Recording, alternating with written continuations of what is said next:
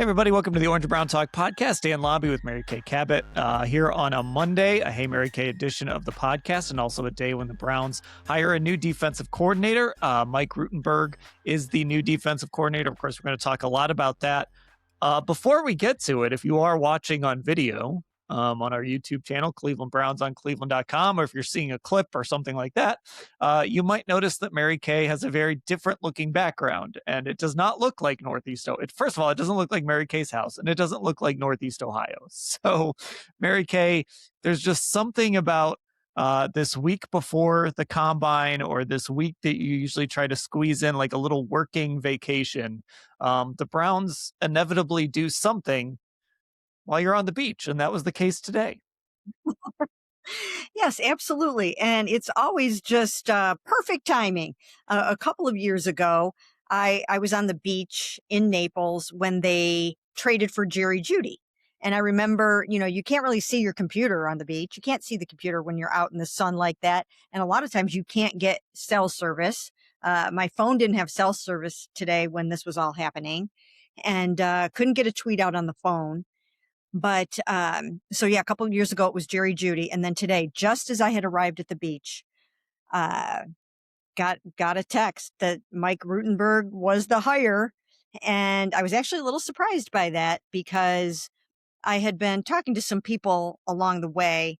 And, the way one person was putting it to me was that, he was the one that did not have the coordinator experience. So it might have been a little bit of an uphill battle for him to get this job. Whereas the other two finalists, Jason Tarver and Corey Unlin, both had coordinator experience. So I really wasn't 100% thinking that that Mike Rutenberg was the top choice. But lo and behold, he spent the full day on Sunday with Todd Monken. Those two guys really hit it off. He's got excellent credentials, and it did not take apparently Todd Monken very long to go ahead and make this hire. I know they're really excited about it. I know he's really excited about it. And he's just going to have to kind of cut his teeth a little bit in the coordinator world on the Cleveland Browns. But there's a lot to like about him. So that's actually where we're going to start as we get into our questions from our Football Insider subscribers. And this one just has to do with his experience and why the Browns made this decision. From Greg in Indianapolis. Hey, Mary Kay, why would the Browns go outside the organization for a defensive coordinator who is a first-time coach and coordinator as well? Now, when we talk about going outside the organization, there was really only one guy in that building who was up for the job that had been a coordinator before. One of the finalists, Jason Tarver. But the fact that he is a guy who has never called a defense, never run a defense, I think stood out to a lot of fans, and certainly stood out to Greg and some of our other texters there. Yes. I mean, it is certainly something to wonder about and to think about. But I think a lot of times what you're doing with these positions, you're trying to find somebody that you can work really well with and that you feel is ready to take that step up. Everybody is a coordinator for the first time once they do get that job, right? And I think that Todd Monken had a comfort level with the background of Mike Rutenberg. Now, he's got 16 years experience in the NFL, most recently as Falcons passing game coordinator. He's worked under DeMeco Ryans with the 49ers. He's worked under Robert Saleh. He's got a ton of really good experience in the kind of defense that Jim Schwartz ran. And I think that's the key. He ran this defense and he ran it really well at all the stops that he's been. So this is going to be a smooth transition, I think. He seems to be really great at developing younger guys. And he seems to be like a player's coach. I think the players are really going to like him a lot. So I think that is one of the reasons, or some of the reasons, why Todd felt comfortable making this hire is the background that he has with those guys that are very well versed in the Jim Schwartz style system. Yeah, and I think to your point about this idea of a first-time coordinator, he's 41 years old, obviously does have experience. The guys he's worked under, I think that matters, right? Obviously, Robert Saleh being the most prominent of those names. But I think to your point, like, the reality of this is nobody knows if he's going to be a good coordinator or not, right? Like nobody can sit here and say, "Well, this is a bad hire." Man, I can't believe they hired that guy. And nobody can say like, "Man, that's a home run hire. He's going to be great at that job." We don't know, but it seems like the pedigree is there, and it seems like the if you're going to hire a young guy, he comes from a tree that I think you'd want to pick from. Like he's a guy that I think has a lot of potential, and there might be some growing pains.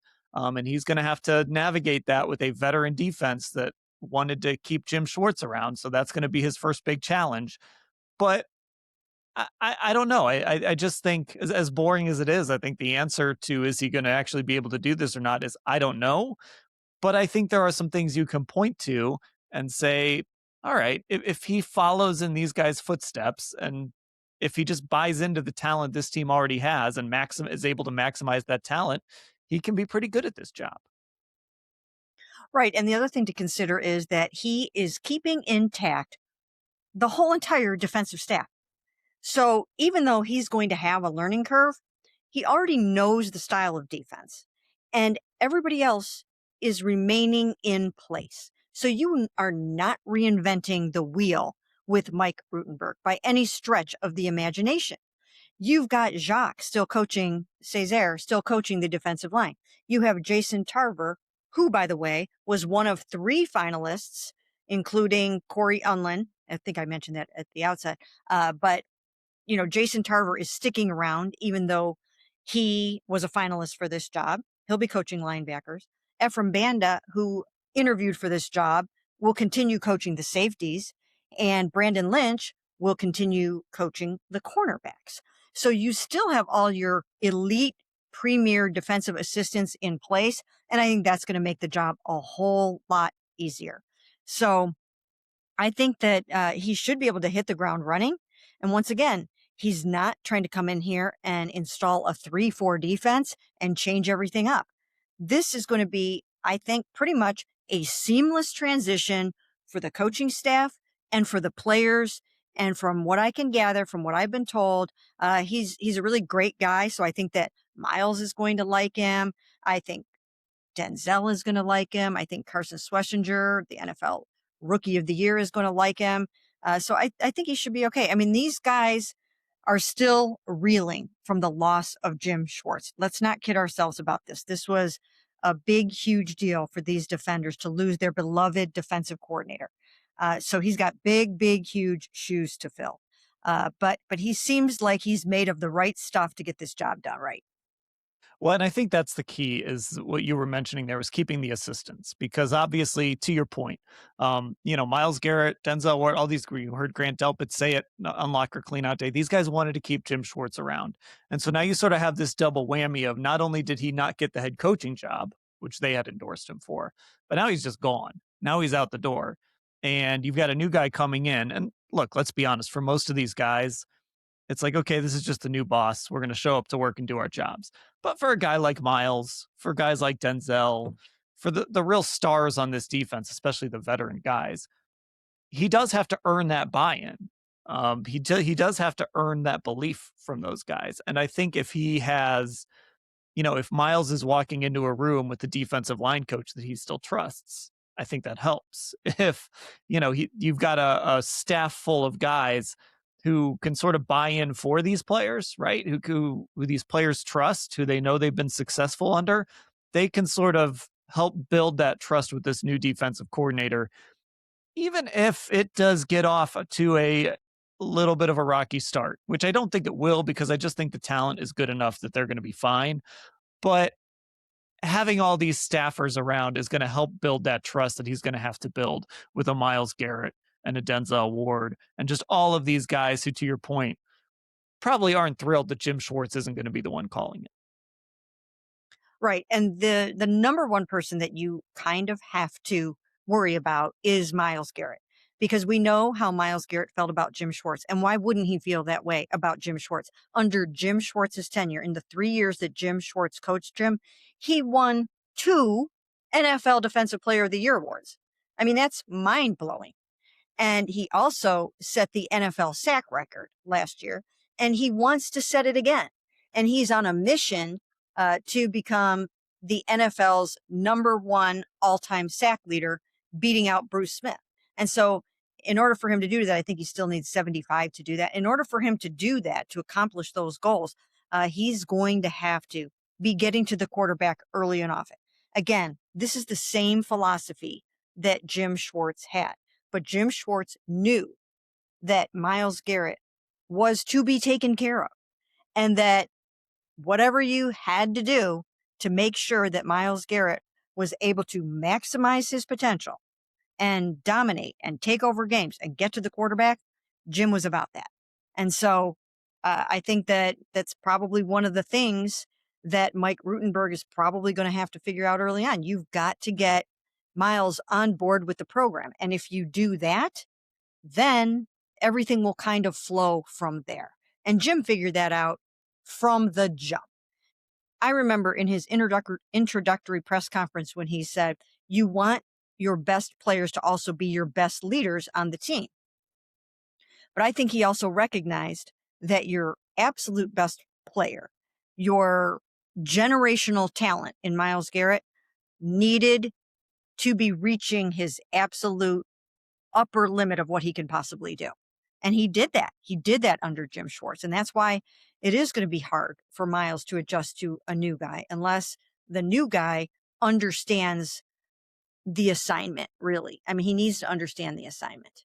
And I think he will. Why not? Why wouldn't you want to get the absolute most out of arguably the best defensive player in the NFL and one of the best pass rushers of all time? I mean, that is obvious. He's right up there with all of the best in terms of stats, records, accolades, you name it. So there's no question about the fact that that Mike Rutenberg is going to have to get Myles Garrett pulling for him early on. And if he can do that, then he will be just fine. Okay, so we touched on this just a little, but let's get to this question about the system that we're going to see, and it comes from Mike from Hardyville, South Carolina. Hey, Mary Kay, will Rutenberg run a similar defense to Jim Schwartz? You've mentioned that a little bit. That I think for a lot of fans, the concern is, and it's something we've talked about on this pod. You've built this defense and drafted this defense and signed guys to play into a, I don't want to say unique, but it's not a system that a lot of other places play. We see a lot of, I mean, Seattle just won a Super Bowl playing a ton of, too high, especially in that Super Bowl. So we don't see this system in particular across the league right now. It's a little bit different than I think what we see elsewhere. But it does sound like Rutenberg, even though he's not one of the guys from the quote unquote Schwartz tree or a guy who's worked with Schwartz, it seems like he's going to bring a similar system here. Yes, he will absolutely, definitely bring a similar system. And we know that because he's worked under, again, as we mentioned, Robert Saleh and DeMeco Ryans. He worked under DeMeco Ryans in San Francisco. And so that's who he is. That's what he does. He's 4-3 attack, see ball, see quarterback, get quarterback. And I think all of those guys up front are going to, are going to eat. The dogs are going to continue to eat. I mean, there's no question about it. The Browns finished, I think, 3rd in sacks this year with 53. I would expect to see that continue. And then I think that he'll do a really nice job on the back end too. So I think that Denzel and Tyson Campbell, those guys are going to, be doing all kinds of things that they have done before, disguising coverages, probably playing a lot of man, some different things like that. So, I'm sure there will be some differences, but there will be plenty of similarities, and that's good for everyone. Yeah, and I think the thing with Jim a lot of times was it was sort of what we do is what we do, right? Which is fine. That's what good defenses do sometimes. Like what we do is what we do.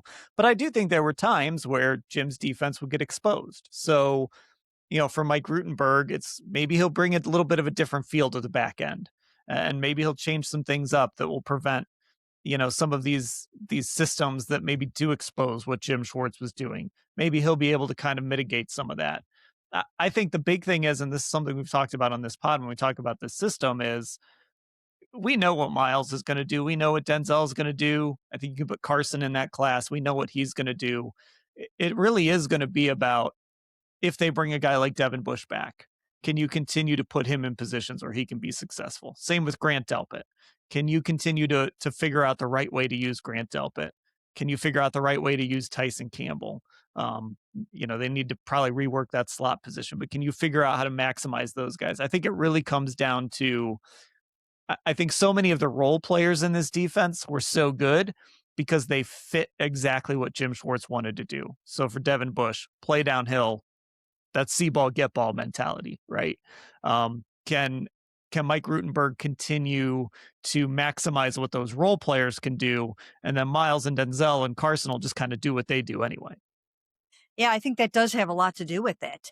And I just have a feeling that he's going to be really good at that because he's been a position coach for most of his career. And then he was, of course, passing game coordinator this year. But as a position coach, you really do get into the nitty gritty of trying to figure out how to maximize the talents and the abilities of those particular players. And he has been a linebackers coach. He's been a defensive backs coach. So he definitely has coached these positions. And I think that's important. He knows the ins and outs of the secondary. He knows the ins and outs of the linebacking core. And I just think that, there's just something to be said for that, where how the pieces and parts all work together and how they need to communicate and how you need to marry the rush and the coverage and all that. He has a good handle on how it all fits together. And I do think, as you mentioned, when you are uh, 41, I think that you bring some different things to the table, maybe a different perspective, a new energy to it. And I think that could be good for this defense. I also think too, and that this was something that I went back to with Jim Schwartz, and I just again, I always felt like it was just best for everybody. Maybe not for the players who would disagree with me, but I always felt like it was best for everybody for Todd Monken to get to pick his own guy. And if he figured out that Jim Schwartz was the guy and he could talk him into staying, great. But I think ultimately, if you're gonna shake this whole thing up and you're gonna bring in Todd Monken, I just think it's important that they went through this process and he was able to pick his guy and pick the guy to run his defense. There's no guarantee he picked the right guy, and there's no guarantee it's going to work. That's football. But I think in the end, him being able to pick his own guy and pick someone that he trusts, and then also get to know some of these other position coaches as well that he's gotten to work with since he got in the building. I I think it's important that he was able to do that. When all is said and done, maybe it took a little longer than they wanted it to. Ultimately, back when they fired Kevin Stefanski on January 5th, but here they are. They've got the coach they want, and he's been able to kind of bring in the staff that he wants. Right. He completely overhauled the entire offensive side of the ball. And then, of course, he hired a new special teams coordinator in Byron Storer. And now he got to pick his own guy on the defensive side of the ball. Now, does that mean he didn't want to work with Jim Schwartz? No. He met with Jim Schwartz face to face, tried to talk him into coming back. He felt that they would work very, very well together, from what I understand. And so this was not a matter of him not wanting Jim Schwartz at all. Those guys, in my opinion, are just sort of mirror images of each other on opposite sides of the ball. Same age, same sort of pedigree, same background. Both in 2023 were up for Assistant Coach of the Year, NFL Assistant Coach of the Year. Jim Schwartz won it, but Todd Monken was a finalist for that. So that's the caliber of coach that you're talking about, and they probably would have worked well together.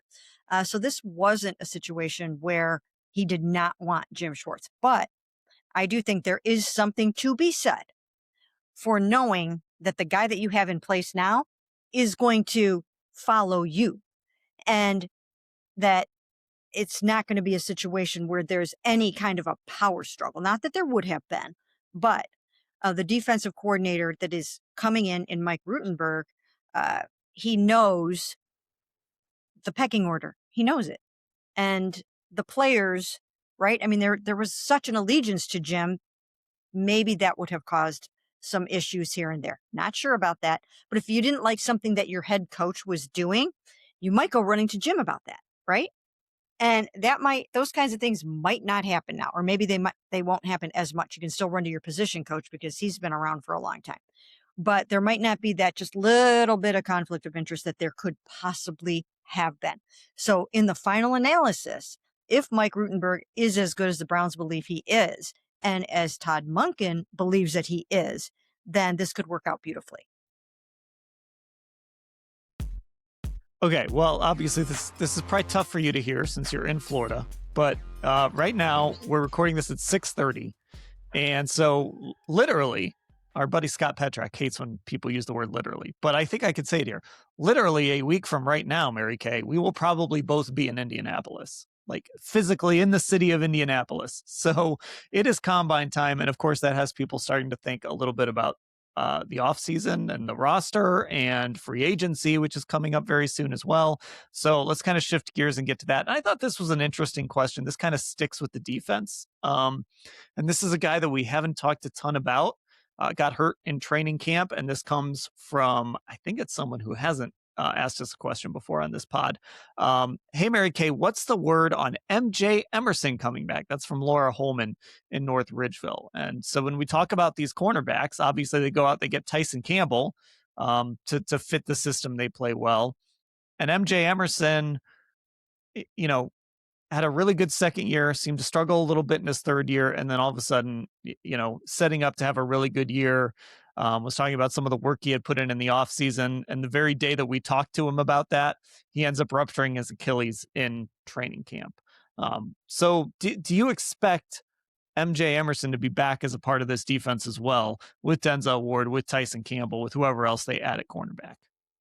Well, it's a really good question. And of course, when we go to the combine next week, we will have an opportunity to ask Andrew Berry all of these questions, I think on Tuesday. And then we will have Todd Monken on Wednesday. So we are going to know a lot more about this roster next week than we do right now. But here's the thing about MJ Emerson. It's tough to come back from an Achilles injury. Generally, you're back stronger and more like yourself another year out. So it will be tough for him to be himself this year, but it's good cornerbacks are hard to come by. And if he is showing signs that he is healthy enough, then I'm sure that they will at least think about re-signing him. But his contract is up. So, so that complicates matters because they would have to decide if they wanted to re-sign a player who's maybe not ready to go yet, might not be ready to go until the start of the season or whatnot. So, you might have to put it on hold a bit or see if, let him hit the free agent market and see what happens. Let the market set his price or whatever.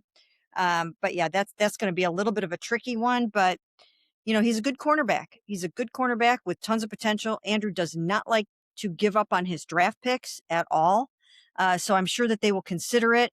They will consider re-signing him, and it will depend in part on where he's at from a physical standpoint when the time comes. Yeah, and I think the Tyson Campbell thing changes some of the math. Like, I think there was probably a scenario back in August when you could look ahead and say, okay, maybe this could end up being, I don't want to call it a win-win because he got hurt, but maybe they could create a win-win situation where they bring him back on a 1-year deal that would be affordable for the Browns, and then maybe he can cash in the following year in free agency. Well, now you went out and you added a Tyson Campbell. And I've got to imagine they want him to be their number 2 corner. I suppose they could bring Martin back, and if he's healthy, let him compete, see who wins that job. But Tyson is under contract. Greg Newsome obviously was not the guy they traded for Tyson Campbell, who maybe Emerson would be replacing. I just think that changes what I would have said about this in September. I think once you went and got Tyson Campbell, that changed a little bit how I think about it. Now, I still think Martin is a guy with that size and that ability and the physical skills that he has. I'd still keep him around if you can, but it does change the long-term equation, I think, when you consider that Tyson Campbell is here for the foreseeable future. Right. And Tyson Campbell came in and played really well without having a training camp, without being part of the system, without knowing anybody or his surroundings or anything. And he came in and played really, really well. That was a tremendous pickup for the Cleveland Browns. That's got to be a feather in the cap of Andrew Berry. I mean, that was a really advantageous trade for the Cleveland Browns. And I don't see any reason why Tyson Campbell would not be keeping that starting job of his. Those two guys in the back end, Denzel and Tyson Campbell, they make a great 1-2 punch. They will do really, really well, I think, under Mike Rutenberg in the probably, I would think, somewhat man centric scheme that he'll be running. So I think that it's probably still up in the air a little bit what's going to happen with Martin Emerson Jr.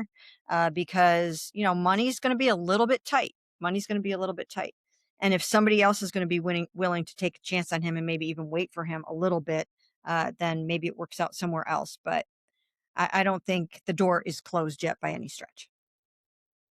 Yeah, and I also don't.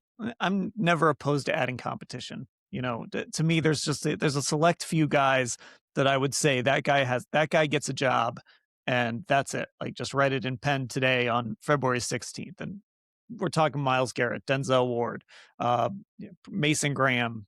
We're talking some of those guys.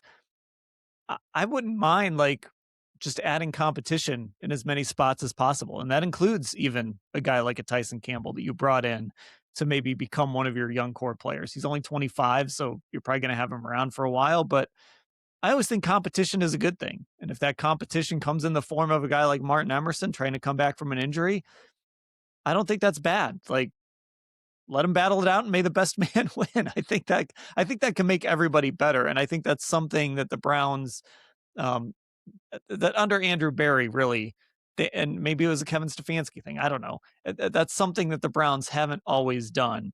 I think is add enough competition in enough spots when it comes to training camp. Well, they sure did at quarterback. Yeah, well, that's one Um, spot where they went all in on the competition. Right.